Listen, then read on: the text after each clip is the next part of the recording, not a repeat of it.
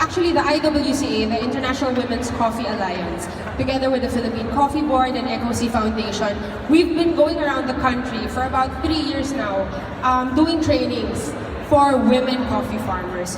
Women specifically because, well, it's a women's organization, but also we find that women are really good, sila talaga yung nagbabantay ng quality. Because innately, sige, all things being equal, gender equality and all, women are really more mabusisi. We enjoy being mabusisi. And that's what you need for quality. For the sorting, for picking red and all that. Sa experience nyo, paano pa nakakatulong yung women in the farms? Is it, they always say, coffee is a male-dominated industry. Sa coffee farming, is that the way it is? And how do the women figure in the coffee farms? Anong ginagawa niyo? Para sa akin, medyo mas matyaga ako compared sa, for example, sa husband ko. Mas wala akong pakialam kung anong oras na nag-start, malate na kami matapos sa farm. Hindi ako ganun ka, sa oras. Siguro dahil yun sa passion ko sa coffee. Tapos, yung sa, tama na yan, okay na yan. So, hindi ko pinapayagang maging ganon. So, ang nakikita ko, mas mabilis turuan din yung mga babae.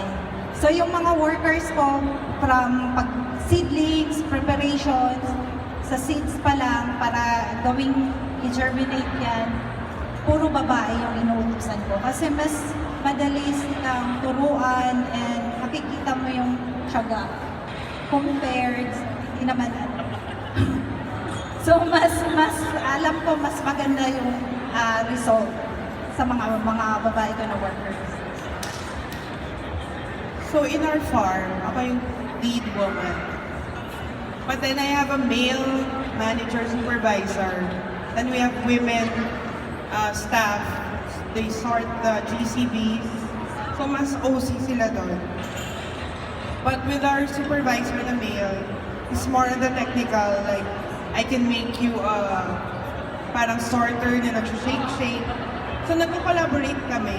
Mas maisip niya yung technical side. For some more OC manual labor, mas yung women's.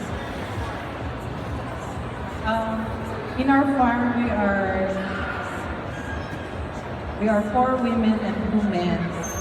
The 2 women are my daughters. The other one is the women farmer. The other one is the husband of the woman farmer, my husband. My lead farmer na male, magaling talaga siya sa labor, yung mag-dig ng 50 seed. Hindi kaya namin yan. But when it comes to planting, the fertilizer, putting the fertilizers in the soil and the planting, kaya ng woman yan. Kaya ko rin yun. So, compliments, if it's really because digging is very hard on the back, so you have to wear, they wear sport. And our woman farmer is very detailed in reporting. Magkukuha pa yan ng picture and send it to me via the Facebook Messenger. So, I like it kasi malayo ako, nakaka-report siya, and those little things nagagawa niya. I'm just very fortunate that our male farmer is also very detailed and can build. He can build sheds. He's like a carpenter. He's skilled. So I'm just lucky in that part. My husband, he drives, and it's very hard to drive because I get dizzy. I cannot stand house sa highway. Every trip I have, I always have to take car sick. How long do you drive? It is a 4-hour drive from here to Baguio, and we take a stop, and it's another 3.5 hours drive. So a total of 10 with the stopovers. It's very difficult. That's why sometimes I take the bus. So that's where the men are very, when it comes to hard labor, okay sila. And we're fine with that. Okay. Yeah, I agree. It's really like a collaborative experience. Like I think both the men and the women, they bring in like a unique perspective and a unique contribution to the whole process. For us, we work with 75 farmers and their families. So I always include the families because yun nga, during harvest season, talagang family effort siya. I think when it comes to like input, when planting the seedlings, it's really more men doing it. When it comes to actually harvesting, I would say about 70% are done by men and then the other 30% are by women and children and other members of the family. But when it comes to keeping records, consolidating, and sorting, the one who leads it in the community is really a woman. Because talagang yung eye for detail, yung eye for, yun nga, the word is mabusisi. Talagang inherent sa kanila yon. And they do it faster. I'm not sure why, but they're able to do it faster. Okay, let's talk, mas controversial na konti. Let's talk prices. For all this effort to be worth it, tumataas na ba yung buying price ngayon?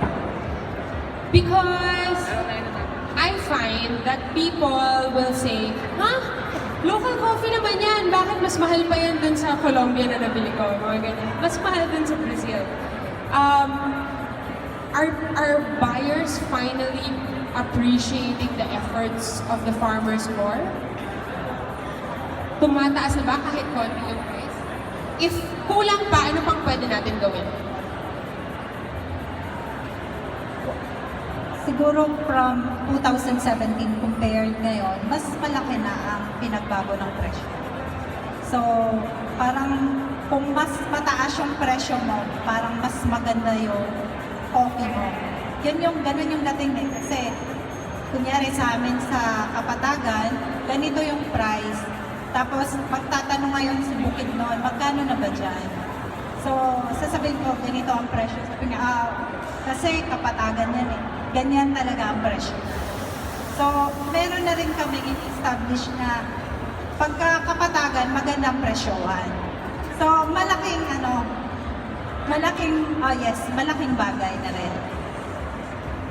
So since our coffee is Robusta, it's lower than Arabica, the prices. So what I do is I check online the world Robusta prices. Then I add like a premium. Because we harvest all red and then we sort pa the GCBs. Sometimes I get the Nestle pricing text. So medyo ina-adjust ko na lang high. Yes, may bumibili ng mga suki. My brother did a business plan for us. I have not yet, I don't have a product. So I just wanted to see how many trees I should plant. And based on his study and another person's study, I should plant at least 8,000 to 10,000 Arabica trees. I only have 3,800. So, actually I'm just doing this for the long term. I'm not gonna earn anything maybe for the next 5 years. It's really for the future of my children and my farmers' children. So, in today's prices, yun, 8,000. I hope it still increases and we may put premium value on the environment we grow our coffee, the love we put into it, and it comes in a very high elevation in Benguet. We have coffee that is in cloud forest, so hopefully that we can sell it higher. I don't know yet. So I work on the production side, but then siguro what's unique with the dynamic that we have is we work closely with farmers in producing, and then we also buy what they create. So from our end, we make it a point every single year to implement a price hike, especially because every year we also add in like new methods, new good agricultural practices na maintindihan naman ng farmer na kailangan talaga siya, ma-incentivize to do those things. Now, I think the not really a struggle, but the challenge is when you're doing those price hikes in the producer side, is dapat yung market mo maintindihan kung bakit ganon. And so, usually, ang dapat maka-communicate nun din is kung sino yung nasa gitna, di ba? Whether you know, that's a trader or maybe you're the representative of the farming co-op na you're working with, you have to be able to communicate to the market that this is at a premium because of these things. And more often than not, maybe siguro 90% of the time, when the consumer or the wholesale buyer understands why, they really will buy it at a premium. Okay. Maybe the point of this whole discussion, though, is after this, you all become advocates of our local coffee farmers. Na-realize na natin kung gaano katagal. It will take anywhere from 18 months to 3 years before your first harvest. If a typhoon hits, pwedeng walang harvest. If there's not enough rain, there won't be enough harvest.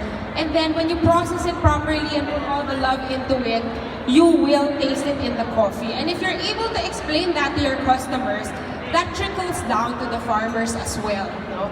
So, in closing this panel discussion, and again, calling the attention of all the baristas in the room, no?